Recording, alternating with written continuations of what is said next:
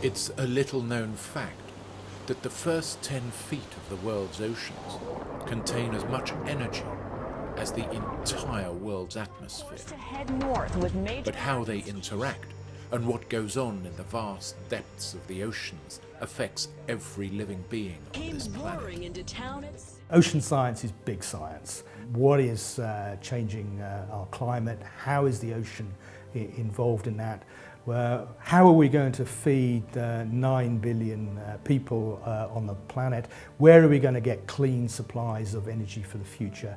And as people congregate in vast numbers in low-lying coastal regions, how are we going to get greater resilience to flooding from the sea? These are the big questions we're dealing with. Answering those questions is the role of the National Oceanography Centre. It's located with two of the UK's leading universities, the University of Southampton and the University of Liverpool. It's renowned for its ability to invent cutting-edge technologies to carry out world-leading science on a global scale. It's revolutionising marine science with new capabilities.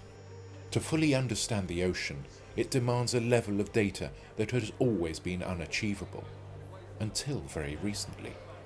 For marine scientists, the Holy Grail has always been what's called a persistent presence. One of the things we're trying to do is to have this fabled persistent presence, and that is to remain in one spot or one area for a long time, so you can measure long time series. The importance of this achievement in such a hostile environment cannot be overstated. Only through long-term studies can scientists actually detect changes. The National Oceanography Centre is a global leader in this technology.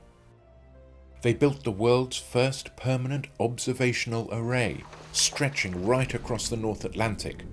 It's called the Rapid Array. It was carried out with the National Oceanic and Atmospheric Administration in the USA.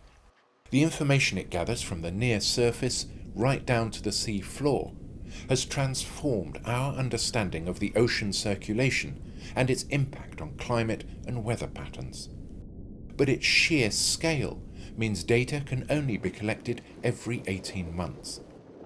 Now the National Oceanography Centre is testing a new system to gather the data in real time via satellite.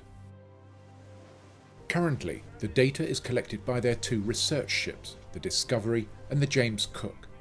Ton for ton, they're the most advanced research fleet in the world. All data gathered by the National Oceanography Centre is freely available to everyone, public, scientists and industry alike. And in the development of new technologies to achieve the persistent presence, they've pioneered new partnerships with innovative inventors and businesses. It's turbocharged the development of so-called autonomous underwater vehicles. Unmanned auto-subs, underwater gliders and unmanned surface vessels with unprecedented endurance and capabilities. They're a national resource for the world's marine science community to call upon.